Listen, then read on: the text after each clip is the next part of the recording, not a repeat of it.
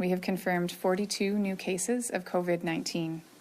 This means that 301 cases have now been identified in our province. We suspect up to 24 of these cases may be community transmission. 18 individuals have been hospitalized and 7 are receiving care in the ICU. There have been no additional deaths. 3 Albertans have recovered from COVID-19 so far that have been reported to us.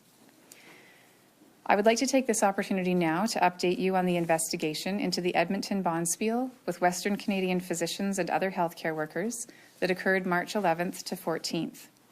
All attendees have been contacted and are self-isolating. We have determined that 11 of the 47 Alberta healthcare workers who attended the event have now tested positive for COVID-19. Many of these are physicians. Some of these individuals worked early last week before notification came through of the case associated with the event, and all contacts are being notified as per usual local public health follow-up. Some of these contacts have been patients. I was able to speak with one of the organizers last night who described the measures that were taken to follow guidelines that were in place at the time. Despite these measures, transmission took place, and the key messages that we can take away from this event are: number 1, even mild symptoms, minor sore throat or runny nose, can result in spread of infection. Number 2, commonly touched surfaces, like serving spoons at a buffet, can be a mechanism for spread. COVID-19 does not discriminate. All of us need to be vigilant with regular hand hygiene, staying home even with minor respiratory symptoms, and keeping unwashed hands well away from our faces. I want to talk now about isolation timelines and testing changes. Earlier today, we announced changes to our isolation and testing protocols for COVID-19. I understand Albertans may have questions about these changes, so I'd like to take a few minutes to address your concerns. First, we've updated our self-isolation timeline for those who are sick from 14 days to 10 days following the onset of symptoms. The most up-to-date medical evidence indicates that if you are feeling well after 10 days from the onset of mild symptoms like sore throat, runny nose, or cough, you will be able to stop self-isolating, again, provided your symptoms have resolved. If symptoms continue past 10 days, self-isolation should as well. This 10-day timeline is for those who are sick.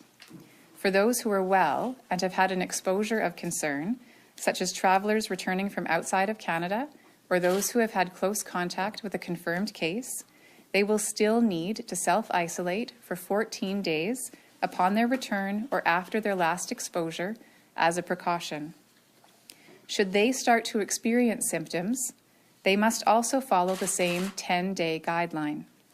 This means that if a person returned from abroad and experienced symptoms after 7 days of self-isolating, they will be required to self-isolate for 10 days from the start of those symptoms.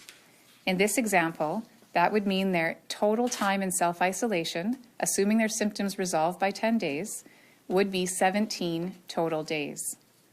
I understand this might be confusing, and we are trying to make sure that our website is very clear about the 10-day guideline for those who are ill and the 14-day for those who are well after an exposure or return from travel. In addition, we are also adapting our testing approach to ensure we prioritize those who need testing the most. You have heard me talking about a need to shift the use of our testing capacity to enable both capture of some returning travelers with illness, as well as testing those who have not traveled. Going forward, we will continue testing that has been in place for the last few weeks of people who were admitted to hospital with respiratory illness and residents of continuing care and similar facilities. For these individuals, COVID-19 remains a dangerous illness, and access to testing can make all the difference, especially in settings like a long-term care. Additionally, later this week, we will also be adding testing for healthcare workers. This is being done to ensure the physicians and nurses and other healthcare providers we rely on can return to the front line as soon as possible. It also helps us to test some individuals who have not traveled, so we have a better understanding of where there may be spread in our communities. Individuals with mild symptoms who do not fit these categories will not be tested. We will honor any existing appointments that have already been made, but going forward, this will be a change for returning travelers. Returning travelers should all be at home and self-isolating for 2 weeks since their return. They should continue to stay at home, and if they experience mild symptoms, self-isolate for the minimum 10 days from the start of symptoms or until symptoms resolve, whichever is longer.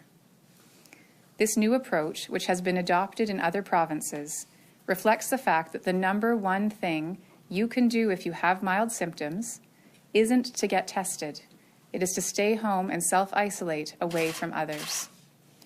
I understand some Albertans may be upset with this change. I can appreciate the comfort and certainty that testing can bring for those unsure whether they have a minor bug or COVID-19. It is important to remember that the majority of people who get COVID-19 will experience minor symptoms. For those who do experience these symptoms, there is nothing better you can do for yourself and others than to stay home and self-isolate away from others. I would also like to give you an update on some of the work occurring in our health facilities to make sure our health system is ready to respond. Alberta Health Services has taken 2 significant steps to minimize the risk of transmission at our hospitals, to protect our staff, and to ensure we are able to provide safe, timely care and treatment for patients. Starting this week, staff, physicians, and contractors at clinical healthcare sites will be screened before starting their shift. They will be met at the entrance, given a temperature check, and asked to complete a short questionnaire to assess health risk.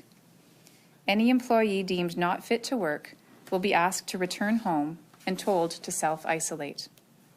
This is necessary to keep both our patients and healthcare workers safe. AHS is also implementing a process that will expedite return to work for healthcare workers who are self-isolating but displaying no symptoms. This will only be done in exceptional and limited circumstances where it is absolutely necessary for that frontline care provider to work and where there are no other alternatives for coverage. This will include even more rigorous temperature checks, regular wearing of masks, and other measures to ensure that protection from any possible spread of disease is under control. Please be assured this process will be very carefully managed. Any staff who is approved for an expedited return to work will be required to follow very strict conditions. Patient and staff safety will be the deciding factor in any approval. It has been close to a week since strict measures for social distancing and mass gatherings were put in place. And with the warm weather now approaching, I can understand the need to get out and enjoy the sunshine. Again, I reiterate the importance of practicing physical distancing whenever you are out in public. I do encourage people to go for walks and enjoy being outside, and at the same time, it is extremely important to maintain that distance between others. Whether it's the Glenora Stairs or heading up Nose Hill, please be careful to maintain a distance of 2 meters and to avoid touching rails, garbage cans, or other potential sources of transmission. I especially caution Albertans against planning trips to provincial parks or the mountains, where many washrooms, restaurants, and facilities are closed, and where it is possible that large crowds could form. Now is not the time for travel. I know that these measures we have put in place continue to strain families, businesses, and all Albertans. And I appreciate how hard it is to be separated from friends and family during such stressful times. It's important to remember that we are all in this together. Now more than ever, we need to take care of each other. This means now, more than ever, keeping a physical distance, and now, more than ever, finding creative ways to maintain our bonds and stay socially connected. Connection is so vitally important to our mental health and well-being. I encourage anyone who needs support to reach out to someone they trust, talk to a family member, friend, or someone they can be honest with to talk through concerns. As a part of this message, today Alberta Health Services is launching a text-based program that aims to help provide encouragement and hope to Albertans. Text for Hope, that's the number 4, sends subscribers text messages of support and encouragement to ease stress or anxiety. Albertans can text COVID-19 HOPE to 393939 to subscribe. In return, they'll receive daily text messages on healthy thinking or actions to help manage their mood. All Albertans have been impacted by COVID-19, and this free program is an additional resource to help us find encouragement and strength as we navigate the day-to-day challenges of a new normal. Before I conclude, I'd like to continue my practice of sharing some extraordinary examples Albertans have posted under the Alberta Cares hashtag.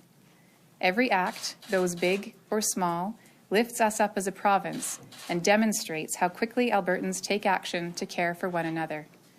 Acts like restaurants donating food to organizations that help feed seniors or the homeless, neighbors running errands for each other and sharing groceries, kids posting drawings in their windows as a makeshift art gallery to cheer up their neighbors, retail chains donating stock like face shields to frontline healthcare workers, and landlords working with tenants to provide support during these trying times. Please continue to share your stories using the Alberta Cares hashtag and continue to take care of each other and yourselves.